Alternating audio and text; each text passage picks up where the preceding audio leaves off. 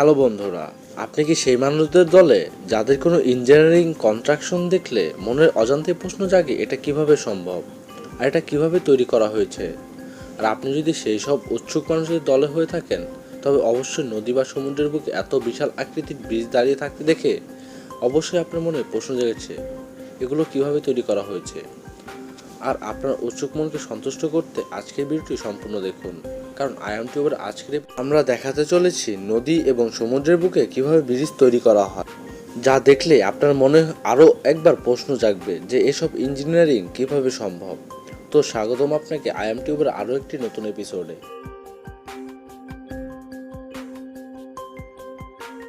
বন্ধুরা, ব্রিজ আমাদের আধুনিক পৃথিবীর জন্য কতটা অপরিহার্য তা বলে শেষ করা যাবে না। এই ব্রিজ এক শহর থেকে অন্য শহর, এক গ্রাম থেকে অন্য গ্রামকে কানেক্টেড করেছে, যার ফলে আমরা খুব সহজে এবং দ্রুত এক স্থান থেকে অন্য স্থানে যাতায়াত করতে পারি।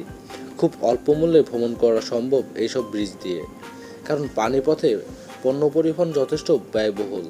আমাদের পৃথিবীতে এমন অনেক ব্রিজ রয়েছে যেগুলো কোনো না কোনো কারণে বিখ্যাত।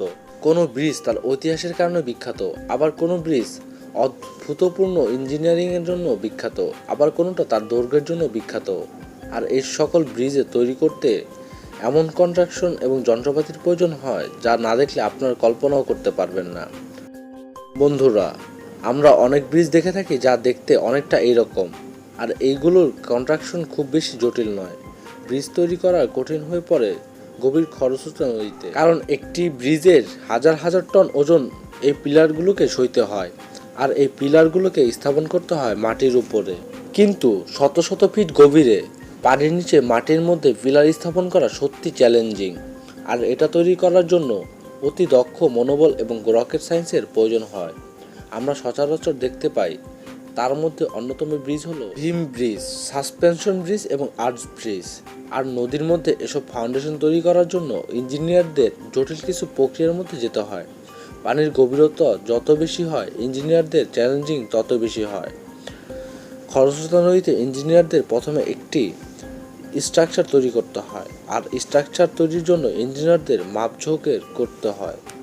আর তা হলো নদীতে পানির ম্যাক্সিমাম এবং মিনিমাম গভীরতা, এবং নদীর গতি, এবং নদীর তলদেশে মাটির প্রকৃতি, এবং ব্রিজের ওজন কেমন হবে, এবং কেমন ওজনের যানবাহন ব্রিজের উপর দিয়ে যাবে। এগুলো ইঞ্জিনিয়ারদের খুব সূক্ষ্মভাবে হিসাব নিকাশ করতে হয়, এবং তারপর ইঞ্জিনিয়ারদের কফার ড্যাম নামক এই জিনিসটা তৈরি করতে হয় পিলার স্থাপনের জন্য। কফার ড্যামের আকৃতি কখনো কখনো বৃত্তাকার হয়ে থাকে, আবার কখনো কখনো চতুর্ভুজ আকৃতির হয়ে থাকে। এখন আমাদের মনে প্রশ্ন আসতে পারে যে কফার ড্যাম কিভাবে তৈরি করা হয়। এটি তৈরি করার জন্য প্রথমে লম্বা স্টিলের একটি স্ট্রাকচার ফিট করতে হয়। আগেই বলেছি, এটি বৃত্তাকারও হতে পারে, আবার চতুর্ভুজ আকৃতিরও হতে পারে। এরপর এটিকে পানির উপরে নিয়ে আসা হয়, এবং ভারী যন্ত্রপাতি দিয়ে ধীরে ধীরে এটিকে পানির উপর স্থাপন করতে হয়, এবং তারপর এটি ঠিকঠাকভাবে পানির উপর বসে পড়ে। তারপর পাম্পের সাহায্যে এটির মধ্যে থেকে সমস্ত পানি বের করে নিয়ে আসা হয়, এবং তারপরই এই স্ট্রাকচারের মাঝখানে এমন পানিবিহীন সূক্ষ্ম জায়গা তৈরি হয়, এবং এরপর এইখানে পিলার স্থাপনের কাজকর্ম শুরু করা হয়। তবে এই পদ্ধতিটি সকল ব্রিজের প্রাথমিক কার্যক্রম সম্ভব হয় না, যেমন সমুদ্রে এই স্ট্রাকচার দিয়ে কোনোভাবেই সম্ভব নয়। গভীর সমুদ্রে ব্রিজ স্থাপনের জন্য ইঞ্জিনিয়ারদের প্রথমে সমুদ্রের তলদেশের উঁচু জায়গায় খোঁজ করতে হয়, তারপর সেখানে এক্সকিউভেটর দিয়ে গর্ত করতে হয়। এরপরই এখানে কফার ড্যাম স্থাপন করতে হয়। তারপর এর মধ্যে থেকে সমস্ত পানি বের করে নিয়ে সিমেন্ট এবং কংক্রিটের মিশ্রণ দিয়ে পিলার নির্মাণের জন্য একটি বিশাল আকারের স্থাপন নির্মাণ করতে হয়। তারপর সেখানে কয়েকটি পিলার স্থাপন করা হয়। এরপর এই বিশাল ওজনের এই সিমেন্টের কংক্রিটের ব্লক দূরবর্তী কোনো স্থান নির্মাণ করা হয়, এবং সেখান থেকে জাহাজে করে এই স্ট্রাকচার এর কাছে নিয়ে আসা হয়। তারপর স্ট্রাকচারের মধ্যে থেকে বড় বড় কিছু ব্লক কিছুটা উপরে তোলা হয়। তারপর স্টেপ বাই স্টেপ কংক্রিট এবং এই ব্লকগুলো দিয়ে ব্রিজের কার্যক্রম সম্পূর্ণ করে যেতে হয়। ব্রিজ তৈরি করার সময় মাঝে মধ্যে ইঞ্জিনিয়ারদের এমন কিছু সিচুয়েশনের সম্মুখীন হতে হয়, তখন কফার ড্যাম তৈরি করা ছাড়া উপায় থাকে না। আর দেখুন, এই প্রফিন কফার ড্যামকে এক জায়গা থেকে অন্য জায়গায় যেভাবে স্থানান্তর করা হয়, এবং তারপর এগুলোকে রোটেট করে পানির মধ্যে স্থাপন করতে হয়। আর এটি খুব সময় সাপেক্ষ ক্রিয়েটিভ প্রক্রিয়া, সেই সাথে খুব বিপজ্জনক। আর এই কাজগুলো যে সকল ইঞ্জিনিয়ার এবং ওয়ার্কাররা করে থাকে তারা সবাই নিজ নিজ জায়গা থেকে প্রফেশনাল, তাই তারা এত জটিল প্রক্রিয়া খুব সহজে সম্পন্ন করে ফেলে। আমাদের পৃথিবীতে এমন কিছু ব্রিজ রয়েছে যেগুলো তৈরি করতে বিলিয়ন মিলিয়ন ডলার খরচ হয়।